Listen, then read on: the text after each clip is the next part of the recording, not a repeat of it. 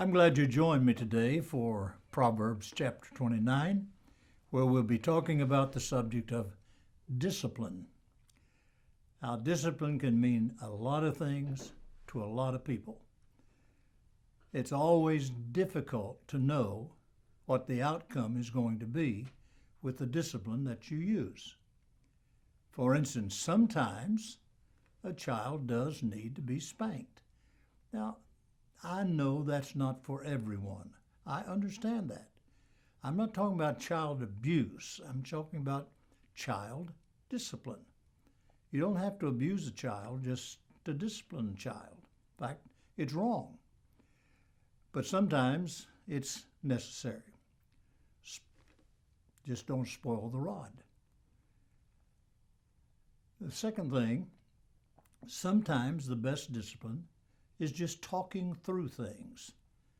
Just sitting down with a child, trying to logically, and children do not think logically, but just trying to help them understand that what they did was the wrong thing to do, and that there is a right and a wrong.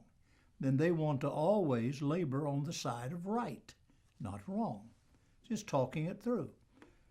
Just a natural, normal mistake of life that they made a poor choice.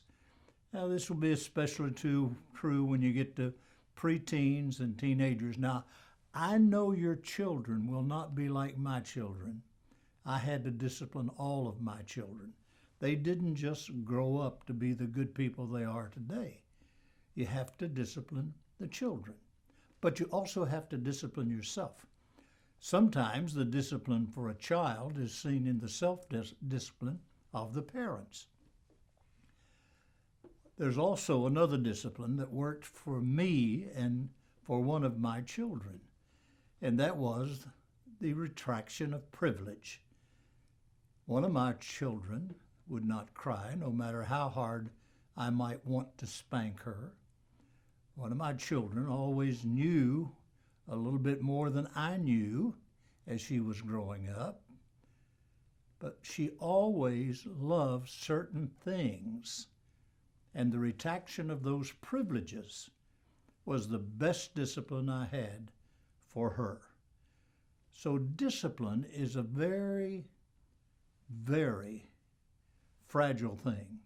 You need to be sure you're doing it right, but you need to be sure you're doing it. Without discipline, there is going to be no success in whatever you do. The athlete has to discipline himself. He simply cannot eat everything he wants to eat. He has to know that what he eats plays into the discipline of his body that allows him to excel in the sport of his choice. He has to discipline himself. Also, the businessman has to discipline himself. If he spends more than he takes in, he's going to go broke. So he has to discipline himself in spending and how he does his products. A discipline. Ministers have to discipline themselves. There has to be a certain coordination between family, social life, church life. All of those things call into discipline. So when we know that we need to discipline ourselves and we need to discipline others, it is for our own very, very good. Now, I want you to look at chapter 29, verses 1 through 3. Proverbs 29, verses 1 through 3. He being often reproved or disciplined hardens his neck. He shall suddenly be destroyed, and that without remedy. When the righteous are in authority, the people rejoice. When the wicked beareth rule, the people mourn. Whoso loves wisdom rejoices his father, but he that keeps company with harlots spends his substance. Now he's talking about the discipline that he must have and the discipline that we must have with each other. And in this context, let me just try to set it in context. Leading up to this, apparently, Hezekiah, in Proverbs chapter 25, verse 1, Hezekiah has found these proverbs of Solomon and has put them in to this particular genre of material that we're studying. Now, leading up to chapter 29, I want you to just hear some of the definitions that he goes through in getting us to this area of discipline. One, he wants us to know that there needs to be spiritual renewal in everything we do, and that can only come to pass by personal discipline. For instance, in Proverbs 26, verses 1 through 12, he's going to talk about a fool. A fool is someone who rejects the wisdom of God. Now let me say that again. A fool is someone who rejects the wisdom of God.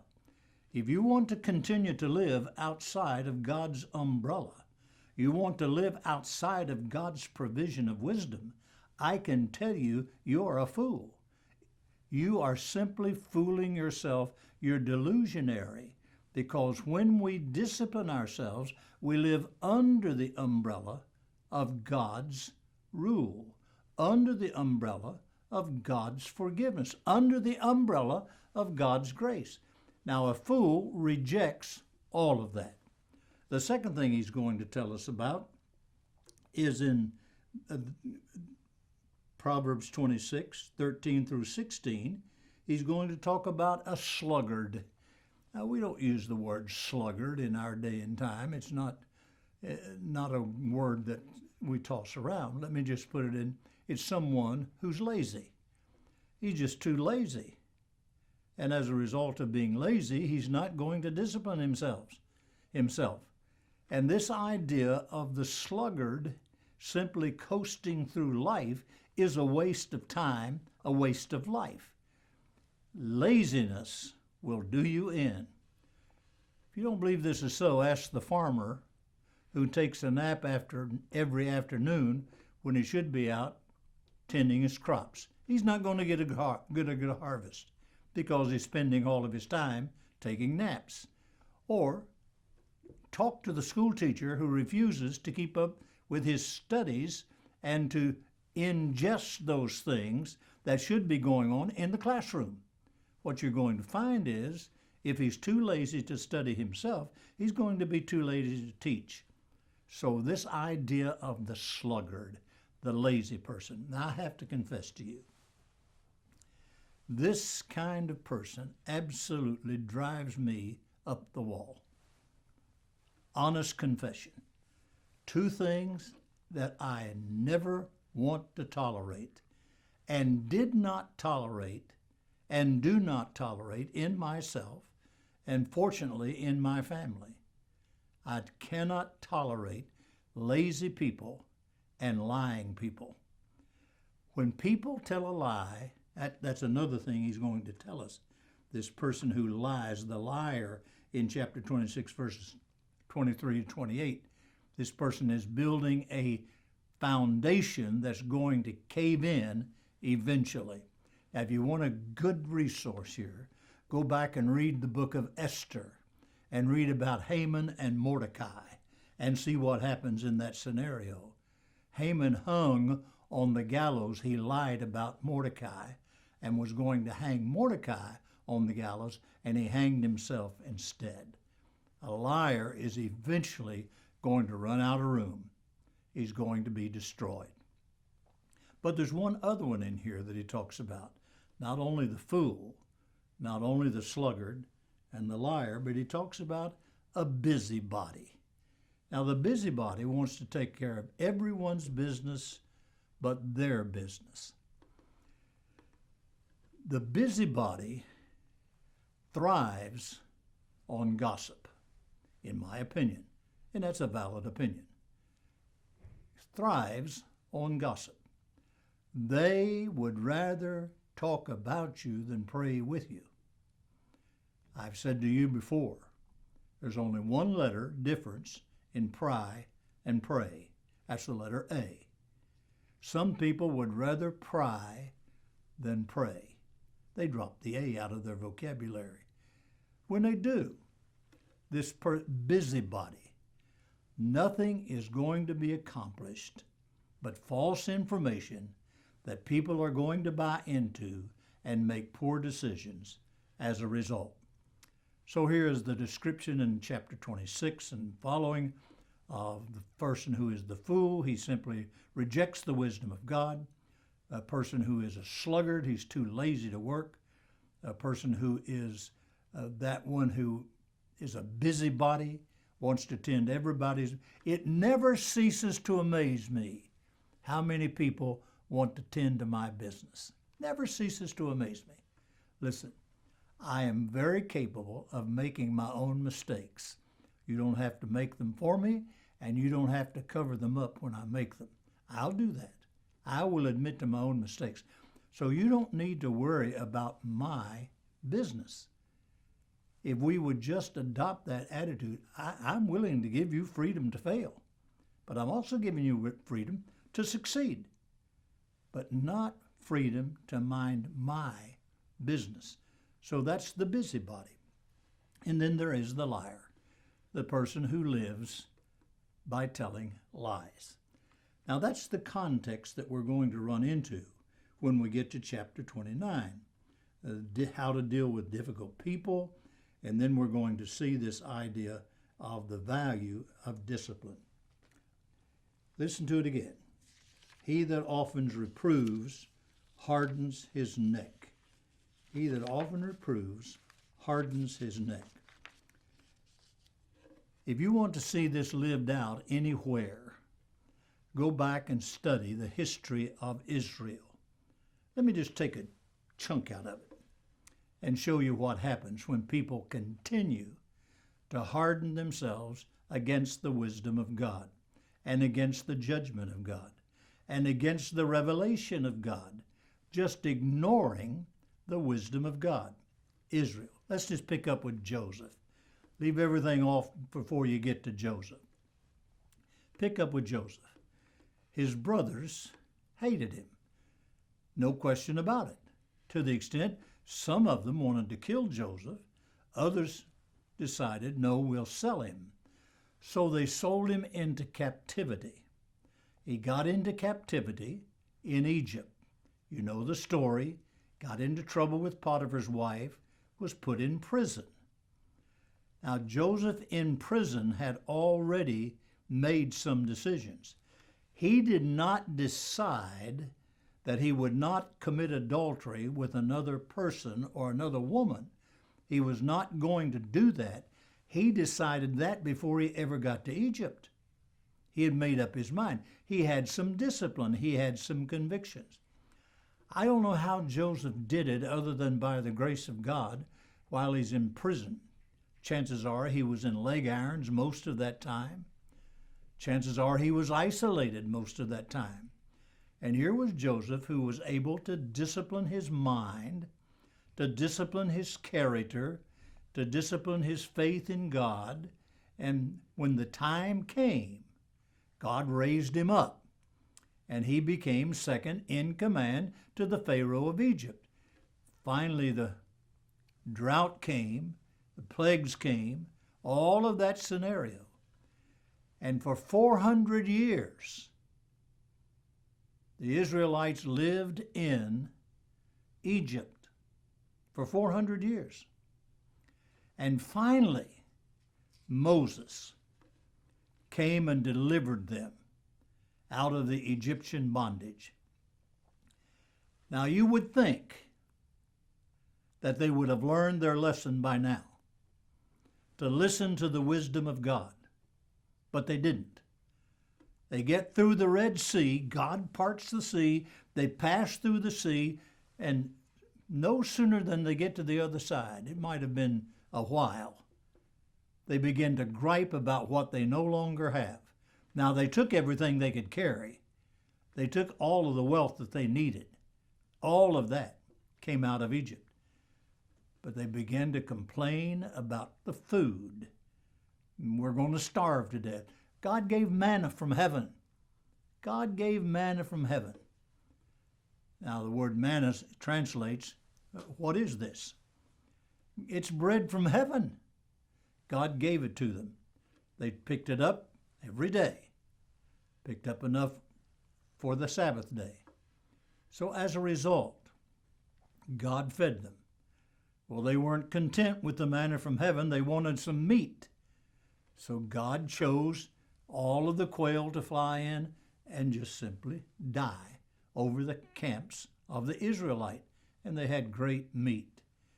Well, they finally got to complaining about the water, and that's when Moses made his big mistake, struck the water, struck the rock, and as a result, the water came, but Moses lost. When we understand that they were hardening themselves against the wisdom of God, it plays itself out until they get to Kadesh Barnea, where God has led them all the way through from Egypt to Kadesh Barnea, and they get there, they send out spies, and when the spies come back, now God has done all of this for them. Keep in mind, 400 years of captivity. Now they are free. Now they've come through the Red Sea on dry land. They have seen the miracle of God with manna and quail and water. They've seen all of these miracles of God. And yet when they come to Kadesh Barnea, they go into the land. They all come back with one report. Best land we have ever seen, flowing with milk and honey. Why, the grapes are so large, the vines are so large, they have to be carried on a pole between two men. It is a land flowing with milk and honey. Nothing better, but we can't go in. 10 of them said, we can't go in.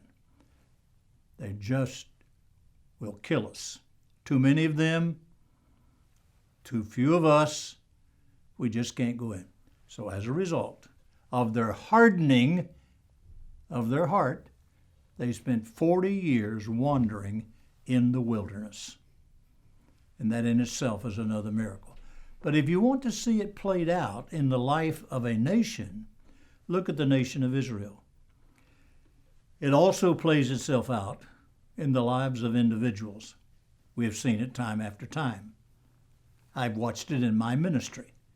Some young man, some young woman that I really believed God had his hand on, but they would not discipline themselves. They would not maintain the discipline of God. And they missed. They missed. So discipline is absolutely necessary to overcome stubbornness and rebellion. It's a necessary quality of life. God is so gracious. God is so gracious to forgive us of our stiff-necked, stubborn rejection of Him. Now, in this area of discipline, in verses 2 and 3, he talks also about the undisciplined person who spends his life spending the resources of his life. New Testament example, the prodigal son. Wasn't happy until he got his money. Went to the far country, spent it in riotous living. That simply means he lived it up big time. Looked around one day and two things were missing: his supposed friends and his money. So he went and got a job in the hog pen. Can you imagine? Here's a young man, probably had great abilities and ambition, got on the wrong track of an undisciplined life, the prodigal son. So this idea takes many courses. He speaks in verses 2 and 3, especially verse 3, of prostitution. Now, prostitution is lust after the wrong thing. But lust can take on more than one. I have seen men who have lusted after money. That's probably as bad or worse than lusting after a prostitute. And I've seen them go down the tube as a result. So this idea of lust, this idea of those who will not discipline themselves and will not find the benefits of discipline, living with a disciplined life causes you to flourish spiritually and relationally. I don't know how undisciplined people relate to each other over the long haul. It seems to me like if there was a wife who was disciplined and her husband was a sluggard, I don't see how their relationship could ever be all that it needs to be. There's going to become upheaval somewhere in the process because marriage is built on trust and love. Rejection of God's wisdom is built on foolishness. So there is that understanding of what we need to do and who we need to be. Now look at verses 12 and 13. Verses 12 and 13. The first verses 1 through 3. Now 12 and 13. If a ruler hearkens to lies, all of his servants will become wicked. The poor and the deceitful man will meet together, and the Lord lighteneth both of their eyes. We'll go on to verse 14. And the king that faithfully judges the poor, his throne shall be established forever. So there is this judgment that comes to the unwise ruler. Wisdom is for all people, whether you're a servant or whether you're a king. It takes wisdom and it takes discipline to do either job. Now, in his creation, God sees that there is a revelation that goes on for all people in this area. Wisdom is available to everyone, the poor and the deceitful. It's unbelievable the power of influence that one person can have over another, for good or for bad. And this influence of leadership, this influence that comes, a power that comes with it. If the ruler does not have integrity, his servants will not have integrity. We tend to bring around us those who are like us. We tend to bring around us those who care about the same things we care about. As leadership in the church, as leadership in the community, wherever it might be. We just don't simply go out and look for people who lie, people who are lazy, people who reject the wisdom of God. We don't do that. I was always very careful in the hiring process as a pastor and as the executive director of the state convention. In the hiring process, I really was more interested in the character of the person and the potential of that character than I was the skill he already had. Now, to be sure, I had to have people with a certain skill. If I had someone who was going into a church to do conflict resolution, I had to have someone who knew how to do conflict resolution. It's that simple. But his character had to be right. His character had to be stellar. His wisdom of the things of God had to be intact.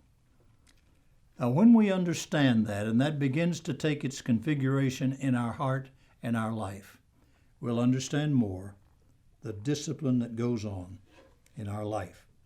This influence, this submission to authority, marked by commitment and prone to make good choices.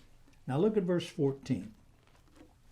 In verse 14, the king that faithfully judges the poor, his throne is established forever. When we know and understand that the throne is established forever, it's because of discipline and integrity on the part of the king. The king, the one person, there is no excuse for operating outside the authority of God. I believe my time is up. I hope in your life you are exercising some discipline and all that that means. Let me pray with you. Thank you, Father, that you give us wisdom. Help us to live by it.